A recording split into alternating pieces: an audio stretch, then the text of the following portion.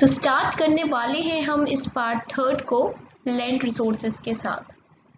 अभी तक हमने रिसोर्स प्लानिंग, कंजर्वेशन, रिसोर्स क्या होते हैं and various types of resources के बारे में पढ़ चुका है। एंड अब हम इस वीडियो में पढ़ने जो वाले हैं वो है लैंड रिसोर्सेज। पर्टिकुलरली हम उन रिसोर्सेज की बात कर रहे हैं जो लैंड से संबंधित है। We live on land, we perform our economic activities on land and we use it in different ways. हम लैंड पे ही रहते हैं, ज़मीन पे रहते हैं और हमारी बहुत सारी इकोनॉमिक एक्टिविटीज़ में लैंड का ही योगदान होता है। चाहे आप फार्मिंग करें वो भी ज़मीन पे होती है, आप इंडस्ट्री लगा रहे हैं तो वो भी ज़मीन पे लगती है। Thus, land is a natural resource of utmost important। और इससे हमें पता चलता है कि लैंड की कितना इम्पॉर्टेंट नेचुरल रिसोर्स है। It supports natural vegetation, wild life, human life, economic activities, transport and communication system. अब लैंड से ही तो सब कुछ होता है। लैंड क्या क्या करवाता है? देखो, नेचुरल वेजिटेशन को सपोर्ट करता है, वाइल्ड लाइफ को करता है, हमारी इंसानों की ह्यूमन लाइफ को करता है, बहुत सारी इकोनॉमिक एक्टिविटीज़ इसी के थ्रू ही तो होती है। जैसे मैंने आपको बताया, फैक्ट्रीज लैंड पे ही बनती है, इंडस्ट्रीज होती हैं, कंपनी सेटअप हो रहा है, ये दुकान है, शॉपकीपर, सब ज़मीन पर ही है। ट्रांसपोर्ट हो रहा है तो वो रोड किस पे बनी हुई है? ज़मीन पे बनी हुई है। कम्युनिकेशन सिस्टम, ये सब क्या हो रहा है? ज़मीन पर है। However, land is an asset of a finite magnitude, therefore it is important to use the available land for various purpose with careful planning। देखो, लैंड बहुत ही इम्पॉर्टेंट क्या है, नेचुरल रिसोर्स है और इसलिए हमें इसको ना बहुत ही तरीके से यूज़ करना चाहिए, केयरफुल प्लानिंग करनी चाहिए जिससे हम लैंड को तरीके से यूज़ कर सकें।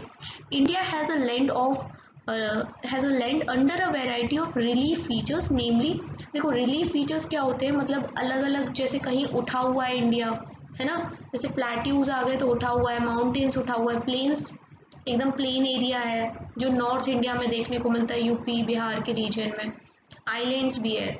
तो इंडिया का जो ज़मीन है वो अलग अलग टाइप से हमने बांट रखा है, कहीं माउंटेन्स हैं, कहीं प्लेट्यूज हैं, कहीं प्लेन्स हैं और आइलैंड्स भी हैं। About 43% of the land area is plain, which provide facilities for agriculture and industry। अब देखो, माउंटेन पे जाके तो आप फैक्ट्री खोलोगे नहीं ना, बनी नहीं पाएगी। तो सिर्फ जो प्लेन एरिया है 43%, यहाँ डायग्राम में भी देखो 43%, ये जो ब्लू ब्लू हो रखा है दैट इज प्लेन एरिया। ये किसको सपोर्ट करता है? It supports agriculture and industry. Mountain accounts for 30% of the total surface area of the country and ensure perennial flow of some rivers, provide facilities for tourism and ecological aspects। अब यहाँ देखिए, mountain 30% आपको ये यहाँ पर देखने को मिल रहा है। माउंटेन में क्या होता है? पेरेनियल फ्लो ऑफ रिवर, मतलब पेरेनियल मतलब वो रिवर्स जो पूरी साल 12 महीने पानी से भरी हुई होती हैं, उनको हम पेरेनियल रिवर्स कहते हैं। तो माउंटेन से ही होके निकलती हैं वो ज़्यादातर रिवर्स, तो उसको सपोर्ट करता है ना, क्योंकि वहाँ पर ही ग्लेशियर्स हैं जिनसे ये रिवर्स निकल रही हैं, जो कि पेरेनियल है, साल भर इनमें पानी रहता है। और यहाँ का इन्वायरमेंट इतना सुंदर होता है, जैसे आपने देखा है जम्मू कश्मीर, ये सब हिली एरियाज है, दार्जिलिंग वगैरह, तो यहाँ टूरिज़्म भी काफ़ी रहता है और यहाँ पर वाइल्ड लाइफ भी अच्छी रहती है, इकोलॉजिकल एस्पेक्ट्स के भी मामले में ये काफ़ी अच्छा रहता है। और about 27% of the area of the country is the plateau region. और जो 27, ये जो येलो येलो सा दिख रहा है, ये एरिया कवर करता है प्लेट्यू, हिंदी में पठार कहते हैं। It possess rich reserves of minerals, fossil fuels and forest. और ये जो एरिया है हमारा प्लेट्यू वाला, ये किससे रिलेटेड है? यहाँ पर क्या मिलता है हमें? यहाँ हमें मिनरल्स मिलते हैं, फॉसिल फ्यूल्स मिलते हैं और फॉरेस्ट मिलते हैं। यहाँ हम देखेंगे लैंड यूटिलाइजेशन के बारे में कि मतलब लैंड को हम किस किस प्रकार से यूज़ कर सकते हैं। तो पहला सबसे इम्पॉर्टेंट है और इजी भी है समझने के लिए, दैट इज़ फॉरेस्ट। फॉरेस्ट के लिए भी ज़मीन की ज़रूरत होती है, लैंड की ज़रूरत होती है और फॉरेस्ट से हमें बहुत सारी चीज़ें मिलती हैं, है ना। जैसे सबसे इजी क्या है? वुड याद रख सकते हैं। वुड से आप क्या बनाते हो? फर्नीचर बनाते हो, घर बनाने में भी काम आती है। फैक्ट्रीज, बिल्डिंग्स जो भी होती है उन्हें बनाने में वुड का बहुत बड़ा योगदान है। हनी हमें फॉरेस्ट से मिलता है। दूसरा लिखा land not available for cultivation, जैसे बैरन एंड वेस्टलैंड। कल्टीवेशन आपको पता है ना, फार्मिंग वगैरह खाने पीने की क्रॉप्स उगाने के लिए। बैरन बंजर ज़मीन होती है तो उसको हम वेस्टलैंड भी कह सकते हैं। दूसरा है land put to non agriculture uses. Non agriculture uses कौन से हो गए कि हमने उस ज़मीन पे बिल्डिंग बना दी, रोड्स बना दी या फैक्ट्रीज बना दी। तीसरा है other uncultivated land. Uncultivated land और कौन कौन से हो सकते हैं, एक्सक्लूडिंग फैलो लैंड। देखो फैलो लैंड वो ज़मीन का टुकड़ा होता है जहाँ पर आप खेती बाड़ी करते हो, लेकिन जैसे कि किसी पर्टिकुलर सीज़न में आपने आलू उगा दिया, फिर आलू निकल आया, फिर आप उस लैंड को टाइम दे दोगे थोड़ी देर, सो दैट उसकी जो फर्टिलिटी है दोबारा से आ जाए। ठीक है, तो अभी आप उस पर कुछ उगा तो नहीं रहे हो प्रेजेंट टाइम में, लेकिन जब कुछ टाइम बाद, एक पर्टिकुलर पीरियड ऑफ टाइम के बाद आप उसमें उगाओगे तो सही ना, इसलिए उसको फैलो लैंड कहते हैं और उसको अनकल्टिवेटेड नहीं माना जा रहा। तो फैलो लैंड के अलावा जो अनकल्टिवेटेड लैंड है वो कौन से हैं, permanent pastures and grazing land. मतलब ऐसी जगह जहाँ गाय भैंस के खाने का चारा मिलता हो, जहाँ पर भेड़ बकरियाँ चरती हों, वो ज़मीन एक लैंड यूटिलाइजेशन का एक एग्जांपल है। और क्या है, land under miscellaneous tree crops, groves. ठीक है, तो ये क्या होता है, ग्रोव्स क्या होता है, ग्रोव्स देखो कुछ ग्रुप होता है ट्रीज़ का, ट्री क्रॉप्स का जो अपन उगाते हैं। आप छोटा मिनी फॉरेस्ट जैसा समझ लीजिए, तो उसको भी हम बोल सकते हैं कि ये लैंड यूटिलाइजेशन का एग्जांपल है। Culturable wasteland left uncultivated for more than 5 agricultural year. तो ये आप समझ गए ये क्या है, ये एक ऐसा ज़मीन का टुकड़ा है जहाँ पर आपने कम से कम 5 साल से ज़्यादा हो गया है और आपने कुछ भी वहाँ खेती बाड़ी नहीं करी है, तो उसको कल्चरेबल वेस्टलैंड कहेंगे। और फोर्थ है fallow lands, current fallow left without cultivation for 1 और लेस देन 1 एग्रीकल्चर ईयर। देखो अब ये दो प्रकार का हो गया। करेंट फैलो का मतलब यही है जो मैंने आपको बताया कि किसी ज़मीन के टुकड़े को आपने 1 साल या 1 साल से कम के लिए छोड़ दिया है खाली, तो उसको हम फैलो लैंड कहेंगे। Other than current fallow land, और करेंट फैलो लैंड के अलावा होंगे जिनको आपने 1 से 5 साल के लिए बिना कल्टीवेटेड के छोड़ दिया, मतलब उस ज़मीन पे आप उगा सकते हो, कुछ भी कल्टीवेट कर सकते हो, लेकिन आपने किया नहीं है, आपने उसको खाली छोड़ दिया है फ़िलहाल के लिए, तो इसको other than current fallow land बोलेंगे। अब हमारा जो 5th पॉइंट है वो है नेट सोन एरिया। एक ऐसा एरिया जहाँ पर आप एक से ज़्यादा क्रॉप को उगाते हो एक एग्रीकल्चर ईयर में, मतलब एक साल में एग्रीकल्चर ईयर में आप एक से ज़्यादा अगर क्रॉप उगाते हैं तो उस एरिया को हम नेट सोन एरिया कहते हैं और ग्रॉस क्रॉप्ड एरिया भी कहते हैं। अब हम देखेंगे land use pattern in India, कि हमारा जो भारत है इसमें किस प्रकार से हम ज़मीन का इस्तेमाल करते हैं, किस पैटर्न को फॉलो करते हैं। The use of land is determined both by physical factors such as topography, climate, soil types, as well as human factors such as population density, technological capability and culture and traditions etc. देखिए किसी भी ज़मीन को use करना या ना करना निर्भर करता है बहुत सारे फिज़िकल फैक्टर्स पे, लाइक वहाँ की टोपोग्राफी कैसी है और वहाँ का क्लाइमेट कैसा है, किस प्रकार की वहाँ पर सॉइल पाई जाती है। अगर वहाँ पर अच्छी फर्टाइल सॉइल नहीं है तो फिर वहाँ पर आप खेती बाड़ी तो नहीं कर पाएंगे, किसी और चीज़ के लिए उसे यूज़ करेंगे। और ह्यूमन फैक्टर भी देखा जाएगा, किस प्रकार की वहाँ पॉपुलेशन डेंसिटी है और वहाँ कैसी टेक्नोलॉजी हमें मिल पाएगी, अच्छी मिल पाएगी या मॉडरेट लेवल की मिलेगी, और वहाँ के क्या कल्चर एंड ट्रेडिशंस है, इन सारी चीज़ों पे ये सब निर्भर करता है।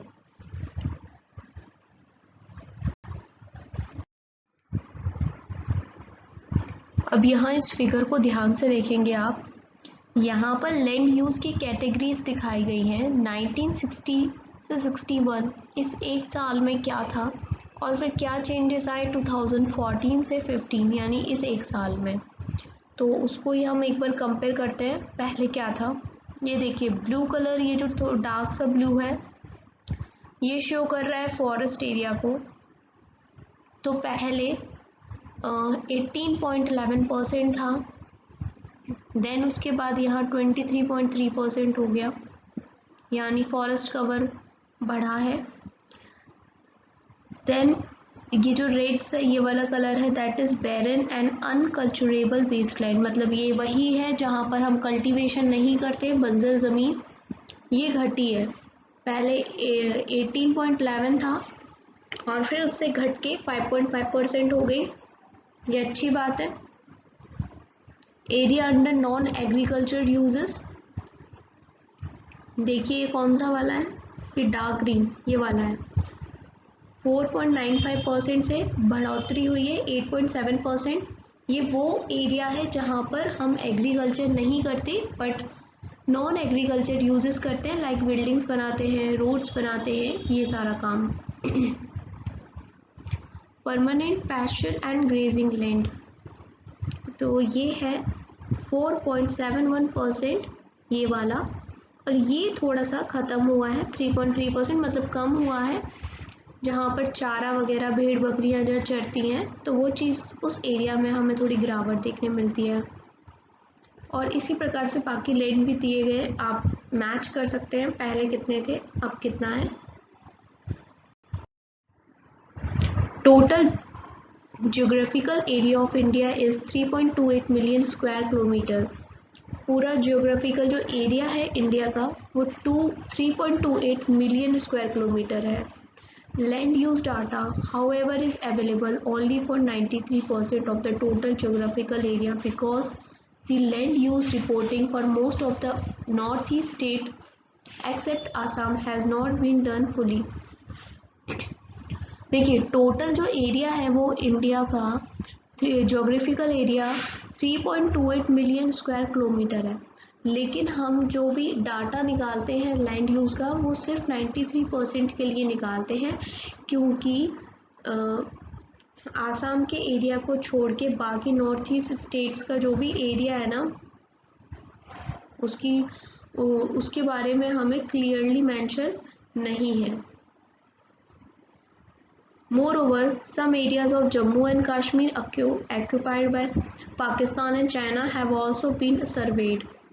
और बहुत सारा एरिया ऐसा है जो जम्मू कश्मीर का जो एक साइड से पाकिस्तान ने और एक साइड से चाइना ने उस पर कब्जा कर रखा है, उसको भी हमने सर्वे किया है, उसके कुछ पार्ट्स को।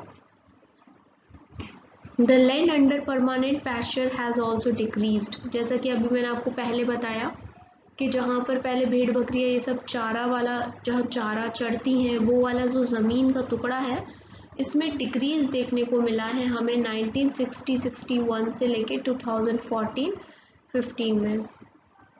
How are we able to feed our huge cattle population on this pasture land and what are the consequences of it? Most of the other than the current fallow lands are either of poor quality or the cost of cultivation of such land is very high. देखो अब जब इतना हमारा ये जो permanent pasture land था इसमें हमें गिरावट देखने को मिलती है, तो फिर जो हमारे कैटल हैं, हमारे जो भेड़ बकरियां, इनको हम कहाँ से चारा खिलाएंगे। और ज़्यादातर जो ये फैलो लैंड्स हैं ये कैसे हैं, पुअर क्वालिटी के हैं, और यहाँ पर जो कॉस्ट ऑफ कल्टीवेशन है वो काफ़ी हाई आती है क्योंकि लैंड इतना अच्छा नहीं है, ज़्यादा फर्टाइल नहीं है, वहाँ लागत ज़्यादा लगानी पड़ती है, फर्टिलाइज़र, मैन्योर वगैरह वगैरह। Hence, these land are cultivated once or twice in about 2 to 3 years, and if these are included in the net sown area, then the percentage of NSA in India comes to about 54% of the total reporting area. तो क्योंकि अब ये जो फैलो lands हैं ये अच्छी quality के नहीं है और यहाँ पर हमें बहुत ज़्यादा क्या करना पड़ता है, कॉस्ट हाई निकल के आती है, तो इसलिए यहाँ पर क्या होता है 1 से 2 बार ही, 2 से 3 साल में 1 से 2 बार ही हम कुछ भी क्रॉप को उगाते हैं। और अगर हम इसको इंक्लूड करने लग जाए नेट सोन एरिया के अंदर तो जो परसेंटेज बन जाएगा नेट सोन एरिया का वो 54% बन जाएगा टोटल एरिया में। The pattern of net sown area varies greatly from one state to another. ये जो नेट जोन एरिया का जो भी क्षेत्रफल है, एरिया है, वो अलग अलग राज्यों में अलग अलग है। It is over 80% of the total area in Punjab and Haryana and less than 10% in Arunachal Pradesh, Mizoram, Manipur and Andaman Nicobar islands. तो ये जो देखो अलग अलग राज्यों में अलग अलग होता है, ये मैंने आपको बता दिया। पंजाब और हरियाणा में लगभग 80% होता है और उससे ज़्यादा भी होता है नेट जोन एरिया। लेकिन वहीं अगर हम ये नॉर्थ ईस्ट की कुछ स्टेट्स और अंडमान निकोबार की बात करें तो ये लेस देन 10% है। अब बहुत देर से नेट जोन एरिया की बात हो रही है, वैसे मैं पहले आपको बता चुकी हूँ, उससे जस्ट थोड़ी देर पहले दोबारा बताती हूँ। नेट जोन एरिया वो एरिया होता है जहाँ पर हम एक साल में एक बार या एक से ज़्यादा बार कुछ भी क्रॉप्स को उगाते हैं, ठीक है। और जितनी बार हम उस क्रॉप को उगाते हैं उतनी बार हम उस एरिया को काउंट करते हैं। Forest area in the country is far lower than the desired 33% of the geographical area. तो फॉरेस्ट एरिया देखो जितना होना चाहिए हमारी कंट्री में उतना कम है और दिन ब दिन और कम होता जा रहा है, क्योंकि बहुत सारे फॉरेस्ट जो पेड़ हैं वो काटे जा रहे हैं। And it was outline in the national forest policy 1952। और ये सब किस में बताया गया है? नेशनल फॉरेस्ट पॉलिसी 1952 में जो रिलीज़ हुई थी। It was considered essential for maintenance of ecological balance. लेकिन हमें अपने फॉरेस्ट जंगलों की सुरक्षा करनी पड़ेगी सो दैट हम इकोलॉजिकल जो बैलेंस है इन्वायरमेंट का उसको बना के रख सकें। The livelihoods of millions of people who live on the fringes of these forests depend upon it. A part of the land is termed as wasteland and land put to other non-agriculture uses. Wasteland includes rocky, arid and desert areas, and land put to other non-agriculture uses include settlements, roads, railways, industries, etc. तो देखिए जो waste land होता है उसमें हम किस किस चीज़ को इंक्लूड कर सकते हैं, जैसे कि रॉकी एरिया हो गया, क्योंकि रॉकी लैंड हो गया, यहाँ पर फार्मिंग नहीं हो पाएगी, कल्टीवेशन होगा नहीं, इसलिए ये कैसा है? वेस्ट लैंड है। एरिड यानी सूखा इलाका, डेजर्ट आपको पता ही है, यहाँ पर सैंड है, सॉइल है ही नहीं, तो इन जगहों पे हम कल्टीवेशन कर नहीं सकते हैं, ना ही यहाँ पर कुछ और कंस्ट्रक्शनल वर्क हो सकता है, इसलिए इनको हम वेस्ट लैंड की कैटेगरी में रखते हैं। कुछ एरिया ऐसे भी होते हैं जो नॉन एग्रीकल्चर होते हैं, जैसे कि जहाँ पर हम खेती बाड़ी तो नहीं करते हैं लेकिन वहाँ हम बिल्डिंग्स बना लेते हैं, सेटलमेंट्स बनाते हैं, रोड्स बनाते हैं, रेलवे, इंडस्ट्रीज, फैक्ट्री लगाते हैं, कंपनी सेटअप करते हैं, इस तरह की चीज़ें करते हैं। Continuous use of land over a long period of time without taking appropriate measure to conserve and manage it has resulted in land degradation. अगर आप किसी ज़मीन के टुकड़े को लगातार यूज़ करोगे लंबे समय तक और उसकी देखरेख नहीं करोगे उसको बचाने के लिए, है ना, तो क्या हो जाएगा? लैंड डिग्रेडेशन होने लगेगा।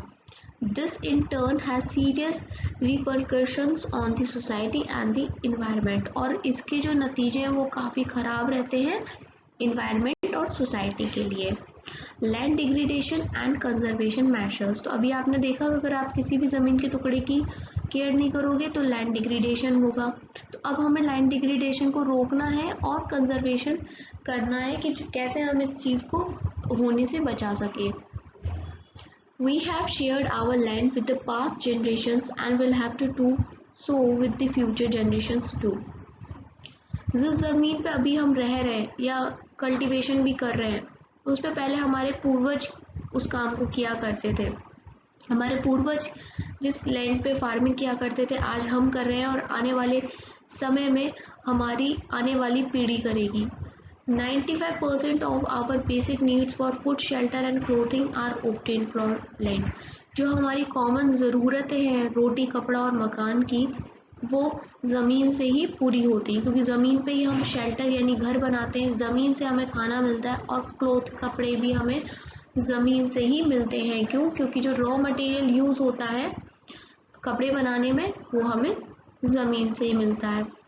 Human activities have not only brought about degradation of land but have also aggravated the pace of natural forces to cause damage to land। देखो, जो इंसान के आजकल की जो गतिविधियां हो गई हैं, एक्टिविटीज हो गई हैं, उनकी वजह से डिग्रेडेशन तो होने ही लगा है लैंड का।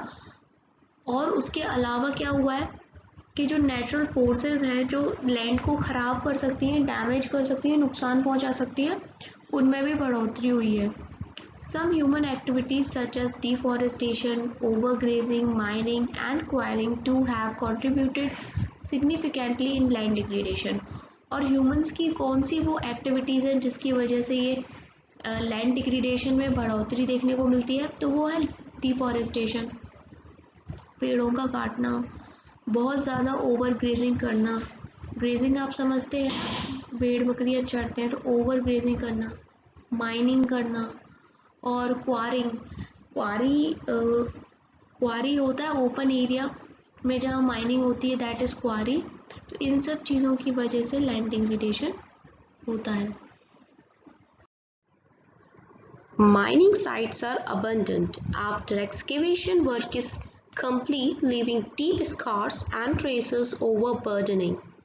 देखिए, आपने कभी अगर माइनिंग साइट्स देखी है तो आप ये बात समझ गए होंगे, और अगर नहीं देखी है तो गूगल करिए, आपको पता पड़ेगा माइनिंग साइट्स किस तरह की होती हैं। जहाँ पर वहाँ जब एक्सकेवेशन वर्क हो जाता है, एक्सकेवेशन यानी खुदाई वाला काम हो जाता है, तो वहाँ पर क्या बचता है, उस ज़मीन के टुकड़े पे डीप स्कार्स यानी गहरे गड्ढे और निशान।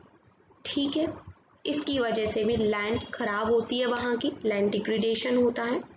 अब आगे देखिए, in states like Jharkhand, Chhattisgarh, Madhya Pradesh and Odisha, deforestation due to mining have caused severe land degradation।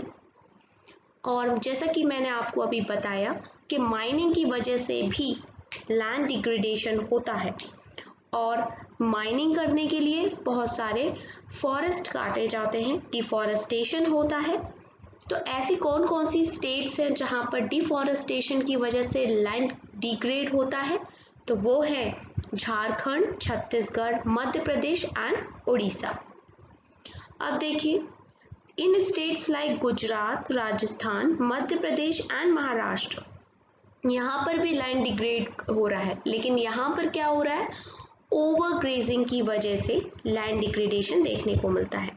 Over grazing मतलब आपकी या जो आसपास लोग होते हैं जो भेड़ बकरियों का पालन करते हैं, इनको खुला छोड़ देते हैं चारा चरने के लिए, और ये ओवर, जैसे कभी कभी हम ओवर ईटिंग कर लेते हैं, ये ओवर ग्रेजिंग कर लेते हैं, और ये ओवर ग्रेजिंग ज़मीन के लिए काफ़ी हानिकारक सिद्ध होता है, और इसकी वजह से जो ज़मीन है वो डिग्रेड हो जाती है। देखो, अगर आपको ये डिग्रेड समझ में नहीं आ रहा है कि ये डिग्रेड हम कैसे याद रखें कि डिग्रेडेशन होता क्या है, तो आपको ये तो पता होगा ना, बचपन में आपको ABCD ग्रेड मिलता था, जिसमें ए ग्रेड सबसे अच्छा मानते थे, है ना। जिसको ए मिला है, A+ मिला है, ए मतलब ही अच्छा होता था और डी ग्रेड गंदा होता था। तो पहली चीज तो आप याद रखिए, देखो इसमें आधा कर लीजिए, ग्रेड है, ग्रेड शब्द आ रहा है, ग्रेड, और कैसा है, डी ग्रेड है, यानी गंदा ग्रेड है। लैंड को कैसा ग्रेड हम दे रहे हैं, डी ग्रेड दे रहे हैं, यानी कि गंदा ग्रेड दे रहे हैं।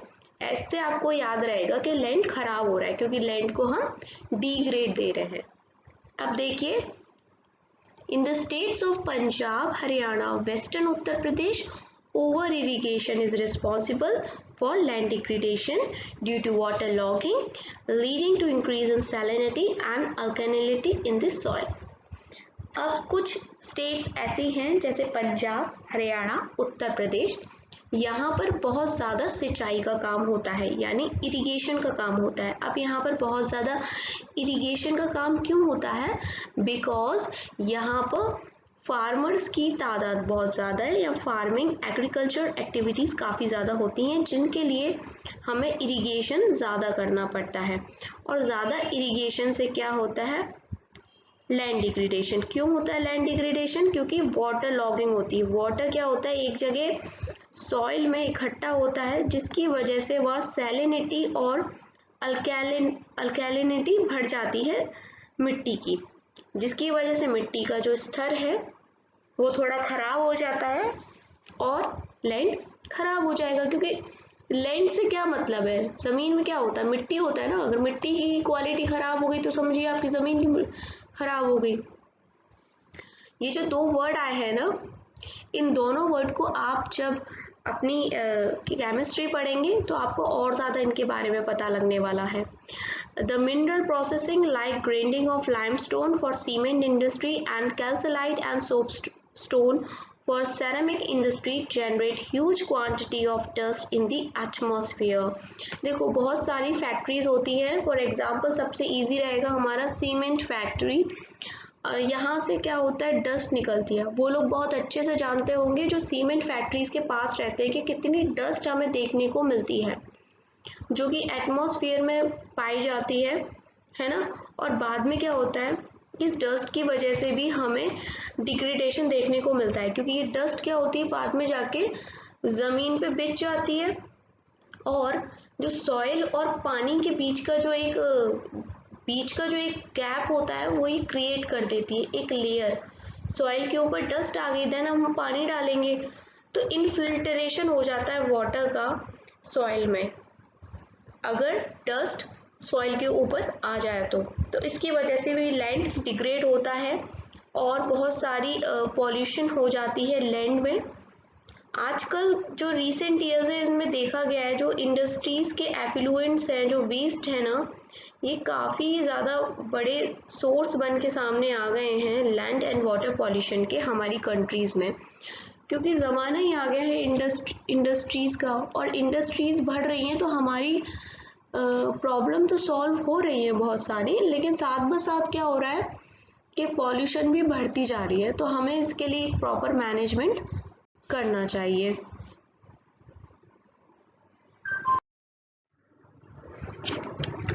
There are many ways to solve problems of land degradation। देखो जब भी कोई समस्या उत्पन्न होती है तो उसके साथ उसका सॉल्यूशन भी होता है। बस हमें करना ये होता है कि हमें सॉल्यूशन का पता लगाना होता है और फिर अप्लाई करना होता है। तो जिस तरह से हमें प्रॉब्लम पता चली लैंड डिग्रेडेशन की, हमारे पास सॉल्यूशंस भी हैं जिसके द्वारा हम लैंड डिग्रेडेशन को रोक सकते हैं, कम कर सकते हैं। तो देखिए, डिफॉरेस्टेशन से लैंड खराब होता है तो हम उसका उल्टा कर सकते हैं, पेड़ काटने की बजाय पेड़ लगा सकते हैं, यानी अफॉरेस्टेशन। लोग बाग अभी हमने देखा था कि अपनी गाय भैंस को खुला छोड़ते हैं, वो ओवरग्रेज कर लेती हैं, उसकी वजह से भी लैंड डिग्रेड होता है। तो हम क्या कर सकते हैं, एक प्रॉपर मैनेजमेंट बना सकते हैं सो दैट ये ओवरग्रेजिंग की प्रॉब्लम खत्म हो जाए। Stabilization of sand dunes by growing thorny bushes are some of the methods to check land degradation in arid area। हम क्या कर सकते हैं, सैंड ड्यून समझते हैं आप क्या होता है, जो रेत के टीले बन जाते हैं डेजर्ट एरिया में, वहाँ पर थॉर्नी बुशेस लगा सकते हैं सो दैट वो टाइम टू टाइम हमें बता सकें कि यहाँ की जो लैंड है वो डिग्रेड हो रहा है या नहीं हो रहा है। एक प्रॉपर मैनेजमेंट कर सकते हैं वेस्ट लैंड कंट्रोल का, माइनिंग एक्टिविटीज़ को कंट्रोल कर सकते हैं हम, प्रॉपर डिस्चार्ज और डिस्पोजल इंडस्ट्रियल एफ्लुएंट्स का देख सकते हैं सो दैट जो पॉल्यूशन हो रही है रिवर में, मतलब वाटर में और लैंड में, वो ना हो। और इन सब चीज़ों से हम क्या कर सकते हैं, अपनी ज़मीन को बचा सकते हैं, सुरक्षित रख सकते हैं। अब नेक्स्ट जो वीडियो आएगी उसमें आप पढ़ेंगे सॉइल एज अ रिसोर्स। इस वीडियो में इतना ही। अगर आपको वीडियो पसंद आता है तो वीडियो को आपको करना है लाइक, चैनल पे नए हैं तो चैनल को करिए सब्सक्राइब, और अपने व्यूज़ कमेंट सेक्शन में मुझे ज़रूर बताइएगा। Thanks for watching Sakshi's with Sadhana.